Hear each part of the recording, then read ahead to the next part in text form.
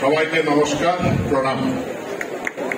মঞ্চে উপস্থিত আমাদের সাংসদ শ্রী কৃপানাথ মাল্লা মহাশয়, রবীন্দ্র টেগোর ইউনিভার্সিটির vice chancellor professor Manabendra Dutta Chowdhury মহাশয়,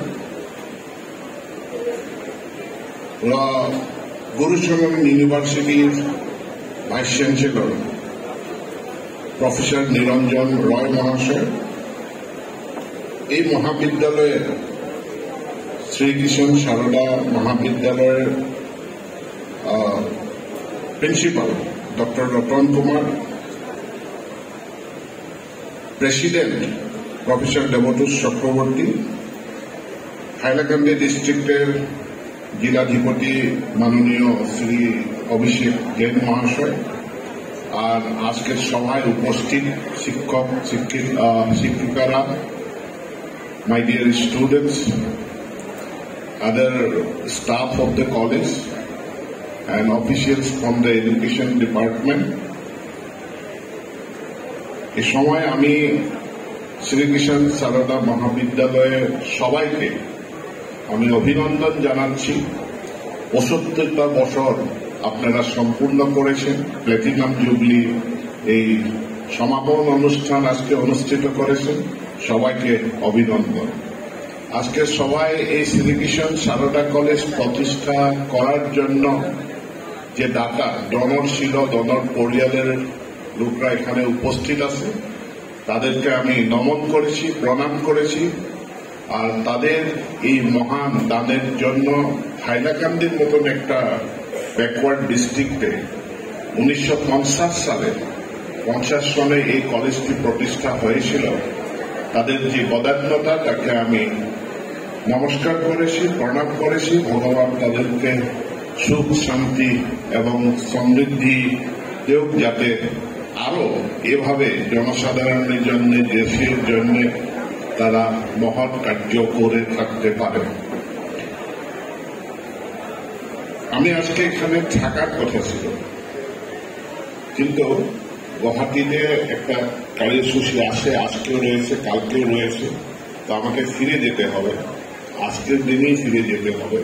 সন্ধ্যাবেলা একটা খুব গুরুত্বপূর্ণ মিটিং রয়েছে, তার জন্য আমি একটার সময় এখান থেকে যেতে হবে। কয়েকটা কথা আপনাদেরকে বুলেট পয়েন্টে আমি বলতে চাই। একটি কলেজ প্রতিষ্ঠা করা খুব সাধারণ ব্যাপার নয়। একটা কলেজ প্রতিষ্ঠা করতে গেলে অনেক মানুষের কষ্ট, ত্যাগ সেখানে জড়িত থাকে। আর দাতার পরও এই কলেজটি প্রতিষ্ঠা করার জন্য যেগুলো ব্যক্তি 1950 সন থেকে আজ পর্যন্ত তাদের মহৎ অবদান, তাদের ত্যাগ, তাদের কষ্ট এই মহাবিদ্যালয়কে দান দিয়েছেন, তাদের প্রতি আমি আমার কৃতজ্ঞতা ব্যক্ত করেছি। পৃথিবীটা পরিবর্তন হয়ে গেছে, মানব সমাজ দ্রুতভাবে পরিবর্তিত হয়েছে। আর্টিফিশিয়াল ইন্টেলিজেন্স আমাদের পাকঘরে ঘুষে গেছে, আমাদের বেডরুমে এসে পৌঁছেছে। তো এই সময় আমরা পুরানো চিন্তা, পুরানো পাঠ্যক্রম, পুরানো কারিকুলাম এইসব নিয়ে আমরা আর এগিয়ে যেতে পারবো না। আমাদেরকে নতুন চিন্তা, নতুন পদ্ধতি, নতুন কারিকুলামের প্রয়োজন। তার জন্য ভারতবর্ষ এনইপি 2020, একটা ন্যাশনাল এডুকেশন পলিসি 2020 এটা অ্যাডপ্ট করেছে। এটা খুব টাইমলি অ্যাডপশন, খুব অ্যাপ্রোপ্রিয়েট অ্যাডপশন। অনেক লোকে ভেবে থাকে যে এটা দিল্লিতে কোনো 5 স্টার হোটেলে, কোনো অফিসে, কোনো এয়ার কন্ডিশন রুমে কয়েকজন পন্ডিত, কয়েকজন ভাইস চ্যান্সেলর বসে এটা তৈরি করেছে। কথাটা সেই রকম নয়। ভারতবর্ষের বিভিন্ন পঞ্চায়েতে, বিভিন্ন গ্রামে এই কি ধরনের এডুকেশন নীতি আমাদেরকে দরকার, তার জন্য 1 লক্ষ 1,00,000 গ্রাসরুট লেভেলের মিটিং করা হয়েছে। প্রতিটি কমসে কম অনেক ব্লকে মিটিং করা হয়েছে, অনেক নগরপালিকায় মিটিং করা হয়েছে।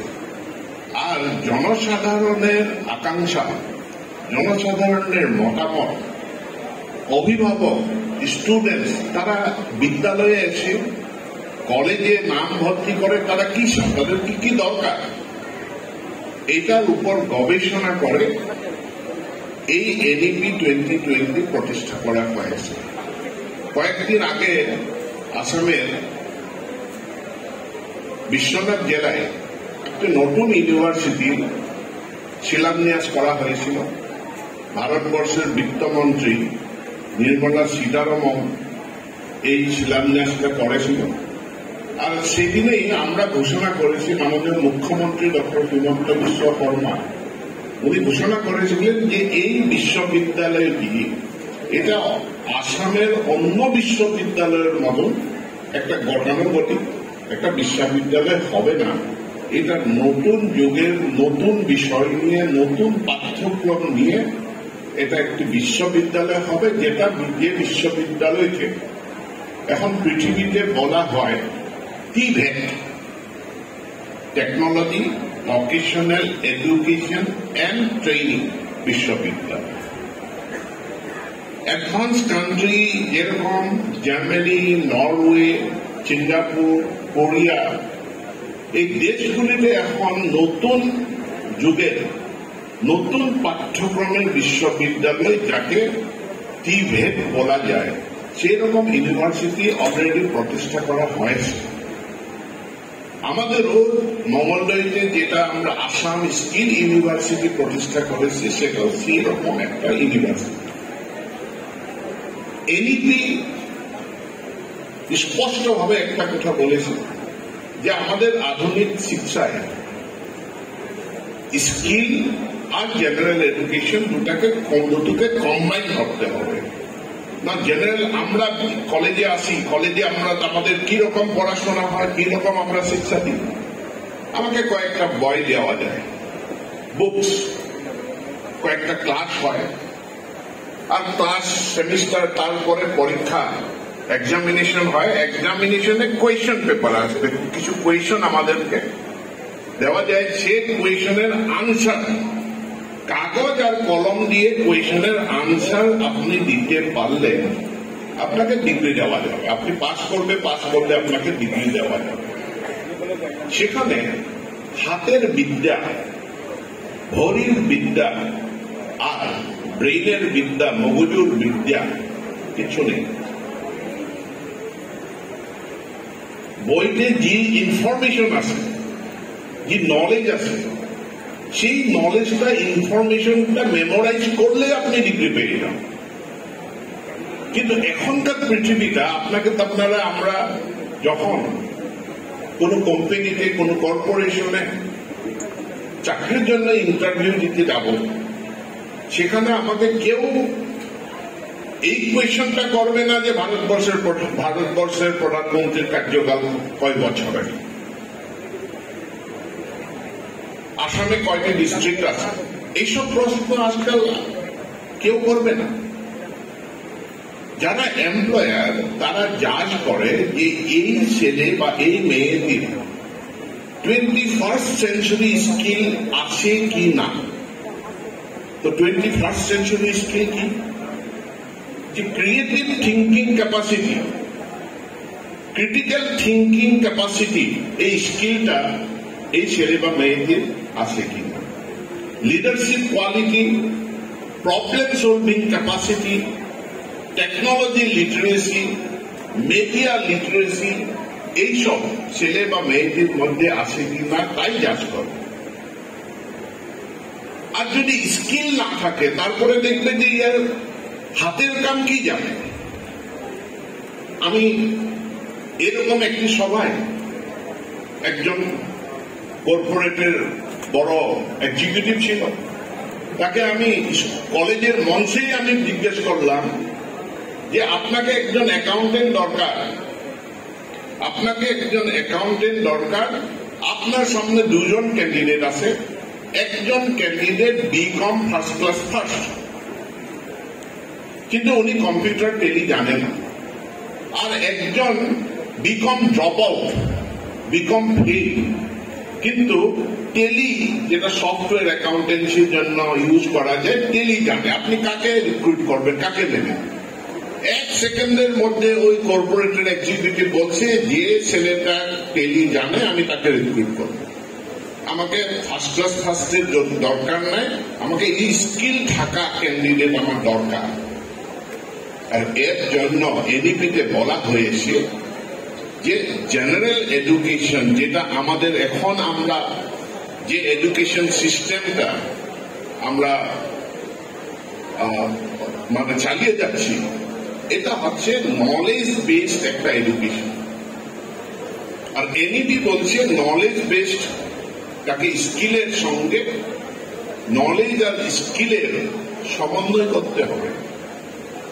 নলেজ দেওয়ার সঙ্গে সঙ্গে স্কিল দিতে হবে। তো বেঙ্গলি ডিপার্টমেন্ট রয়েছে, বেঙ্গলি ডিপার্টমেন্ট বলবে কি আমাদের বেঙ্গলি কি প্র্যাকটিক্যাল হবে, এখানে কি স্কিল হবে? আমি বেঙ্গলি ভাষায় ডিগ্রি পড়তেছি, বেঙ্গলি ভাষায় আমি ডিগ্রি পড়তেছি, তো আমার কি স্কিল আবার? তো বেঙ্গলি ভাষায় নিউজ পেপার এডিটর করতে শেখানো হয়েছে কলেজে, বেঙ্গলি ভাষায় একটা আলোচনী সম্পাদনা করা শেখানো হয়েছে কলেজে পাঠ্যক্রমে। সোশ্যাল মিডিয়ার যুগ, ইন্টারনেটের যুগ, আর এখন একটা জব রোল খুবই পপুলার, সেটা হচ্ছে content writing. Content writer, Bangla ভাষায়, অসমীয়া ভাষায়, হিন্দি ভাষায় কন্টেন্ট রাইটার দরকার। কি কন্টেন্ট রাইটিং এটা কি আমাদের পাঠ্যক্রমে আছে? তো আমি বেঙ্গলি ভাষার সাহিত্য আমরা অধ্যয়ন করেছি, ঠিকই আছে, কিন্তু বেঙ্গলি ভাষার উপর নির্ভর করে যে স্কিল দরকার, সেই স্কিলটা কি আমাদের পাঠ্যক্রমে আছে? অনেক ছাত্ররা বলে ফিজিক্সে প্র্যাকটিক্যাল আছে, ম্যাথসে প্র্যাকটিক্যাল নাই। আরে ম্যাথমেটিক্সে কেন প্র্যাকটিক্যাল থাকবে না? কোন একজন ছাত্র বলবে ঠিক আছে ম্যাথমেটিক্সে প্র্যাকটিক্যাল থাকতে পারে, কিন্তু পলিটিক্যাল সায়েন্সে কি প্র্যাকটিক্যাল থাকবে?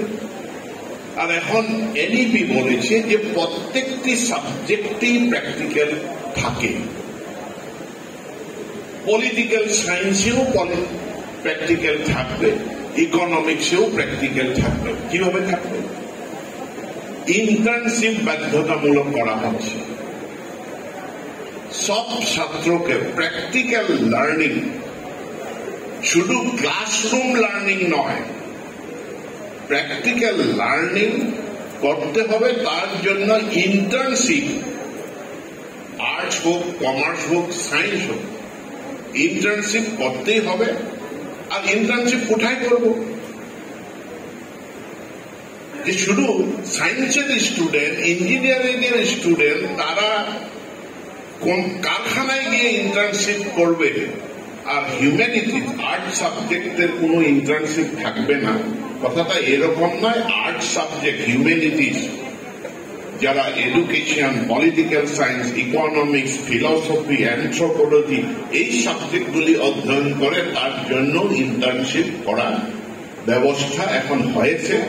ভারত সরকারের শিক্ষা মন্ত্রণালয় all India council of technical এডুকেশনকে দায়িত্ব দিয়েছে যে তারা একটা পোর্টাল তৈরি হচ্ছে, সেই পোর্টালে ইন্টার্নশিপ হোস্ট প্রোভাইডার, কোন কোন সংস্থানে ইন্টার্নশিপ করার সুবিধা রয়েছে তার বড় তালিকা সেখানে রেজিস্ট্রেশন করার সুবিধা আছে। 70,000 institutions are registered in All India Council of Technical Education portal for interns. Who can become a host? Who can provide facilities for internship? Even Sri Kishan Sarada College can provide internship to other college students. Even এই গাঁও পঞ্চায়েত, একটি গাঁও পঞ্চায়েত গ্রাম পঞ্চায়েতও ইন্টার্নশিপের কেন্দ্র হতে পারে। এই SS কলেজের political সায়েন্সের স্টুডেন্টস তারা হাইলাকান্দি ডিস্ট্রিক্টের মধ্যে কোনো গাঁও পঞ্চায়েতে গিয়ে তারা প্র্যাকটিক্যাল করার দরকার হবে, সেখানে ইন্টার্নশিপ করতে পারবে। ডিসি মহাশয় এখানে বসে আছে, ডিসি অফিসে গিয়ে আপনারা ইন্টার্নশিপ করতে পারবেন। অ্যাডমিনিস্ট্রেশন কি সেটা সেখানে গিয়ে প্র্যাকটিক্যাল লার্নিং করা যেতে পারে। তো আমরা আসামে এনইপি লাগু করার জন্য, এনইপি কে ইমপ্লিমেন্ট করার জন্য ভারতবর্ষের মধ্যে আমরা একদম অগ্রিম স্থানে আসি। আর ইন্টার্নশিপটা আমরা খুব এটাকে অ্যাগ্রেসিভলি আমরা পুশ করেছি যে আমাদের সব স্টুডেন্টকে ইন্টার্নশিপ করতেই হবে। আর স্কিলের সঙ্গে সব ছাত্রকে জড়িত করতে হবে। এনইপিতে বলা হয়েছে যে এমপ্লয়েবিলিটি, ছাত্র ছাত্রীদেরকে আমরা শিক্ষিত করব, তাদেরকে ডিগ্রি পাস সার্টিফিকেট একটা দেব, কিন্তু তাদেরকে এমপ্লয়েবল কিভাবে করা যায়, চাকরি পাওয়ার জন্য যোগ্য কিভাবে তাদেরকে গড়ে তুলব, সেটা হচ্ছে নতুন শিক্ষা নীতির একটা ম্যান্ডেট। কয়েক মাস আগে কটন ইউনিভার্সিটি, আসামের একটা নাম্বার 1 কলেজ, কটন ইউনিভার্সিটিতে প্লেসমেন্টের মেলা ছিল। মানে ভারতবর্ষের অনেকটা কোম্পানি কটন ইউনিভার্সিটিতে আসবে, স্টুডেন্টদের ইন্টারভিউ করবে, তারপরে তাদের কোম্পানির জন্য সিলেকশন হবে। সেটাই হচ্ছে প্লেসমেন্ট মেলা। ভাইস চ্যান্সেলর সাহেব আমাকে বললো আমার তো রেজাল্ট খুব ভালো হবে, আমার প্লেসমেন্ট খুব ভালো হবে, কারণ আমাদের স্টুডেন্টস তো সব 90, 95, 96% এরকমের মানে ফ্লাইং কালার্স, খুব মেরিটোরিয়াস স্টুডেন্ট। কয়েকদিন পরে ডিসি সাহেব আমাকে বলল যে I am very sorry, I am ashamed of the situation. Only 3 students got selected. I said, your students are brilliant students with 95%, 96%. Why they fail? Number 1, they do not know how to dress. কাপড় কিভাবে পরা দরকার সেটা আমাদের স্টুডেন্টগুলি জানে না।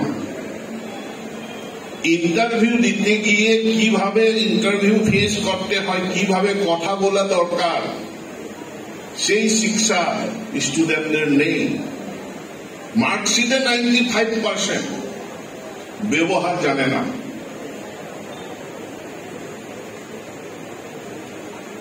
Critical thinking capacity তাদের নেই, ক্রিয়েটিভ থিঙ্কিং ক্যাপাসিটি তাদের নেই। টেকনোলজি ইনফরমেশন এখন সুপার ফাস্ট, অনেকটা নতুন টেকনোলজি। আমি যদি কোনো জায়গায় একটা সায়েন্সের স্টুডেন্ট হতে পারে, উনি ফিজিক্সের স্টুডেন্ট, কেমিস্ট্রির স্টুডেন্ট, কিন্তু 3D প্রিন্টিং কি তার কনসেপ্টটা তো ক্লিয়ার থাকতে হয়।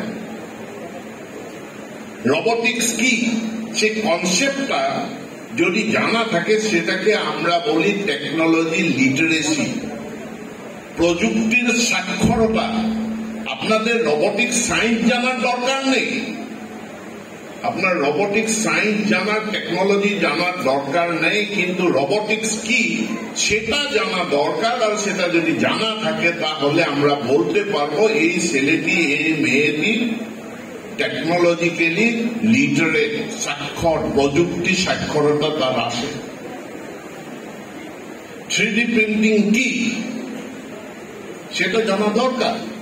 তো 21st সেঞ্চুরি স্কিলের কথা যখন বলি, শুধু ক্রিয়েটিভ থিঙ্কিং, ক্রিটিক্যাল থিঙ্কিং নয়, technology literacy, media literacy, information literacy দরকার।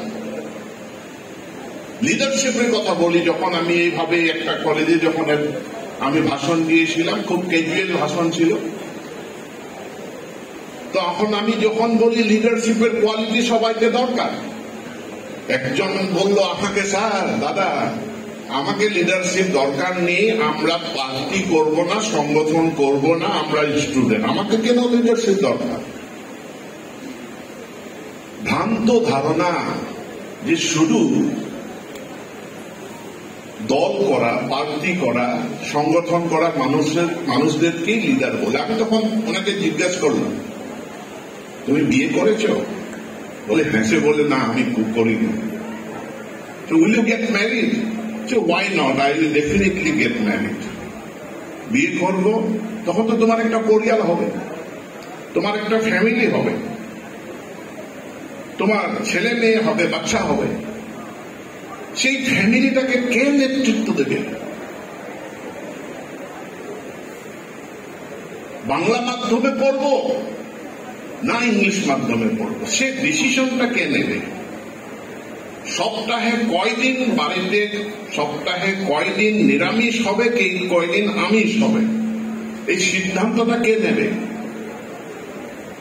দরমহা আমাদের বেতন 50,000, দুর্গা পুজোতে কত টাকা নতুন কাপড়, জামা কাপড় ক্রয় করার জন্য খরচ করব, সে সিদ্ধান্তটা কে নেবে? এগুলি হচ্ছে লিডারশিপের কোয়েশ্চেন। লিডারশিপ মানে শুধু যে লিডারশিপের কথা আমরা আজকের যুগে চর্চা করি সেটা একটা দল সংগঠনকে নেতৃত্ব দেওয়ার লিডারশিপ নয়। মানুষ ইনস্টিটিউশন করে বসে থাকে। Family, a family is the smallest form of an institution, starting from a family to the state. দুজন ভাইস চ্যান্সেলর রয়েছে, এই দুজন ভাইস চ্যান্সেলরের অনেক সমস্যা, স্টাফের সমস্যা, ইনফ্রাস্ট্রাকচারের সমস্যা, কারিকুলাম তৈরি করার সমস্যা, স্টুডেন্টসের সমস্যা, র্যাগিং এর সমস্যা। ভাইস চ্যান্সেলরের রোলটা কি? এটা একটা লিডারশিপ পজিশন, সফলভাবে নেতৃত্ব দিতে হবে। সেটা হচ্ছে 21st সেঞ্চুরি একটা স্কিল। আর এই স্কিলগুলি যদি কলেজে শেখানো না যায়, হয় না। আমাদের ছেলে মেয়ে কোথায় শিখবে? কোন জায়গাতে গিয়ে 21st সেঞ্চুরি এই স্কিল শিখবে? The skill and general education. This is a call of the hour that all our higher education institutions must integrate general education with skill education and skill training. Without skill training, our students, they might get flying colors in their degree or postgraduate, but they may not get employment. Employability is an objective of NEP 2020 that we are to enforce. Secondly, this is a general skill. Specific technology-based skill.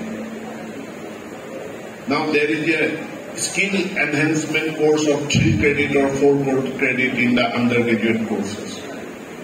सबको करना है skill enhancement course. I say that is not enough. It is not enough. We must go beyond skill enhancement, go to the extent of specific skill. In the school education, now we are introducing a 2 certificate concept. What is the 2 certificate concept? The school board will give you a class 10 pass certificate or class 12 pass certificate. But the school we are introducing skill courses in the school, and students will get the second certificate for their skill courses. Even for they will get the 3rd certificate. Now the students who study in the Sainik school.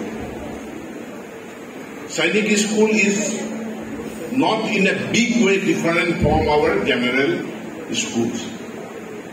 The difference between a general school and a সৈনিক school, পার্থক্যতা এটাই রয়েছে যে সৈনিক স্কুলে NCC compulsory, আর সৈনিক school থেকে যে ছাত্রছাত্রীরা পাস করে তাদের বোর্ড সার্টিফিকেট তার উপর, সেটা ছাড়াও তারা NCC certificate, they receive an NCC certificate.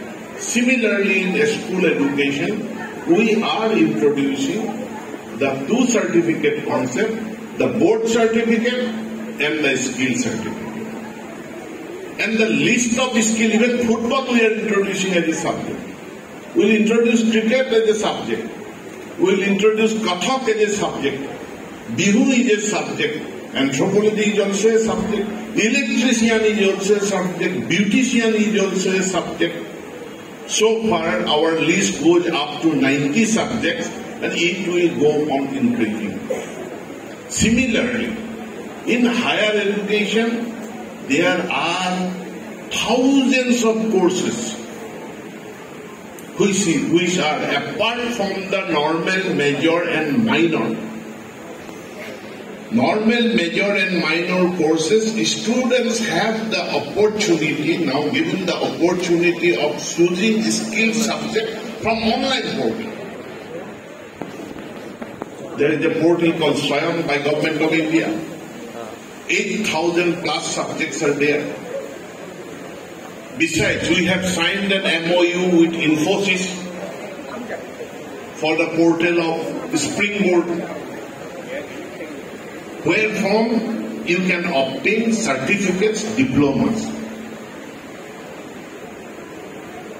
A few universities, they have introduced those online courses, and I keep on receiving WhatsApp messages. I receive messages from Nova.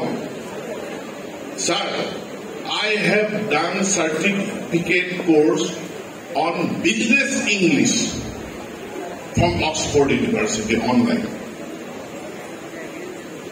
Now, apart from your textbook, in online course which are available free of cost for our students. যেভাবে আমি ওই বাংলা ভাষার graduate স্টুডেন্টটাকে যেভাবে আমি জিজ্ঞেস করলাম যে তুমি বাংলা ভাষাতে ফার্স্ট ক্লাস ফার্স্ট, কিন্তু বাংলা ভাষার পত্রিকা সম্পাদনা করতে কি তুমি জানো? পত্রিকা সম্পাদনা করাটা একটা skill.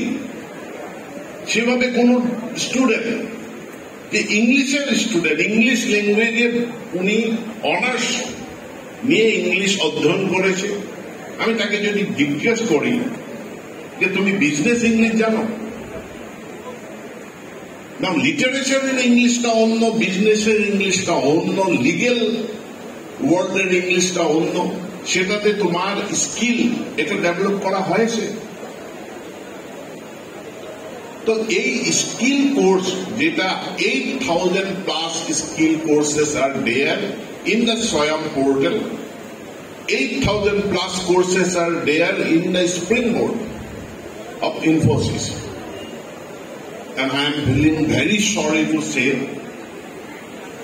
that in comparison to other states of the country, our students, our colleges are lagging behind. They are lagging behind in utilizing the benefit of Swayam portal, utilizing the